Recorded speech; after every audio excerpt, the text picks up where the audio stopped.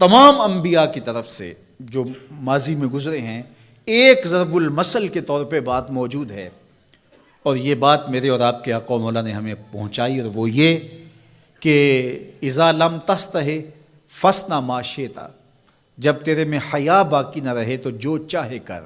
چونکہ حیا مانے ہوگا نا یہ بڑا ہے، حیا مانے ہوگا کہ یہ ماں ہے اور یہ بات میں نے نہیں کہنی، حیا روکے گا کہ یہ باپ ہے اس کے سامنے یہ کام نہیں کرنا، حیا روکے گا کہ یہ میرے رسول صلی اللہ علیہ وسلم کی طرف سے ممانعت ہے اور میں حضور علیہ السلام کا سامنا کل قیامت کے دن کرنا ہے، حیا روکے گا کہ یہ میرے رب کا فرمان ہے اور کیا میرا اللہ مجھے دیکھ نہیں رہا۔ حیا ہے تو گناہوں سے خود بخود روکو گے، کوئی کیمرہ نہیں تو پھر بھی رک جاؤ گے، کوئی سیکورٹی نہیں تو پھر بھی رک جاؤ گے، کوئی واچ نہیں کر رہا پھر بھی رکو گے، بند کمرے میں بھی رکو گے اپنے رب سے حیا کرتے ہوئے۔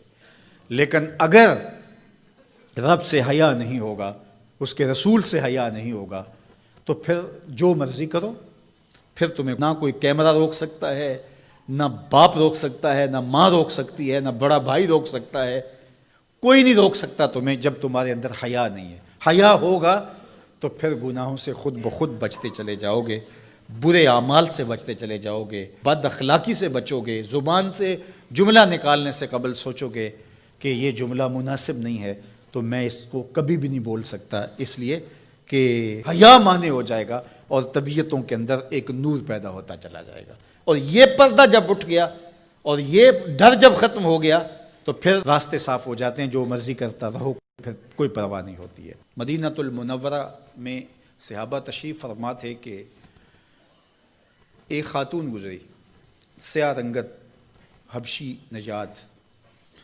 تو ایک صحابی فرمانے لگے اگر جنتی خاتون دیکھنی ہے تو یہ خاتون جا رہی ہے۔ تو پوچھا کہ یہ کیسے؟ کہا ایک دن یہ خاتون حضور کے پاس آئی اور اس نے کہا حضور مجھے مرگی کے دورے پڑتے ہیں تو میرے لیے دعا کر دیجئے کہ اس مرض سے مجھے نجات ملے۔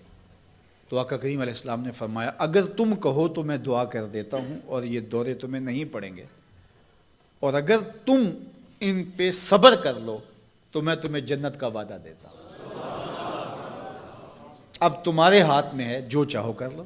اس خاتون نے بغیر تأمل کے کہا مجھے جنت والا وعدہ قبول ہے، دورے پڑتے رہے کوئی بات نہیں، مجھے جنت والا وعدہ قبول ہے، لیکن حضور ایک کرم میرے پہ فرمائیے، وہ یہ کہ جب مجھے دورہ پڑتا ہے تو میں گر پڑتی ہوں، تو گر جانے کی وجہ سے سطر کا خیال نہیں رہتا، ظاہر ہے بے ہوشی ہو جاتی ہے، تو میرے پہ یہ کرم فرمائیے، دعا کیجئے جب میں گروں تو اللہ میرے سطر کی حفاظت کرے۔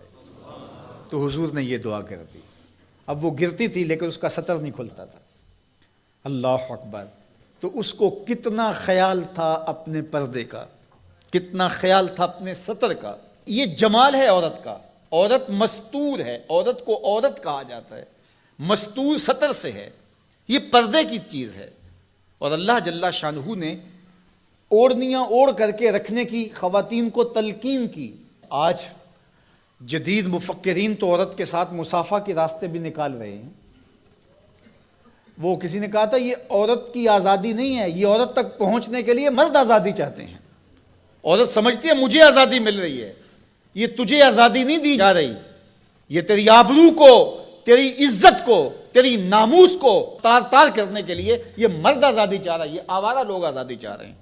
تجھے کھلونا بنانا چاہتے ہیں تو کھلونا نہیں ہے، تیرا پردہ تیری ناموس کا محافظ ہے، تیرے برقعے کی ایک ایک سلوٹ تیرے حیا کا پہرا ہے۔ آج مغرب مختلف ذرائع سے ہم سے یہ جوہر چھیننا چاہتا ہے، تو اب ہمارے اوپر تہذیبی یلغار کے ذریعے سے، میڈیا یلغار کے ذریعے سے، تمدنی یلغار کے ذریعے سے، مختلف ناموں سے، مختلف ایام منانے کے ذرائع سے ہم سے اگر ہمارے جوہر حیا کو چھین لیا جاتا ہے تو ہمارے پلے کیا بچتا ہے؟ کیا ہم گگو کوڑا قوم ہے کہ جو کوئی لے کے آئے اور اسی کے پیچھے چل پڑے؟ کیا ہمیں نہیں پتا کہ ہم کون ہیں؟ ہماری بھی کوئی بنیاد ہے، ہماری کوئی ساکھ ہے، ہمارے آباء و اجداد ہیں، ہمارے اوپر کتاب اتری ہے، ہمارے آقا نبیوں کے امام ہیں، ہمیں پورا کامل اکمل دین دیا گیا ہے۔ کیا ہم وسیع الظرفی کے نام سے، روشن خیالی کے نام سے سب کچھ اختیار کر لیں گے؟ یا ہمیں سوچنا پڑے گا کہ ہمارے دین کی شناخت کیا ہے؟ تو میرے حضور نے فرمایا ہر دین کی ایک الگ شناخت، الگ پہچان اور نمایاں نشان اور علامت ہوتی ہے۔ اسلام کی وہ نمایاں علامت حیا ہے۔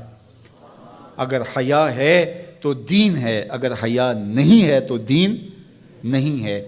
تو اللہ ہمیں حیا کے نور سے مالا مال کرے، ہماری نسل نو کی بالخصوص حفاظت کرے، ہماری بیٹیوں، بہنوں اور مستورات اسلام بناتے دین کی اللہ خاص طور پہ حفاظت فرمائے، آنکھوں میں شرم اور حیا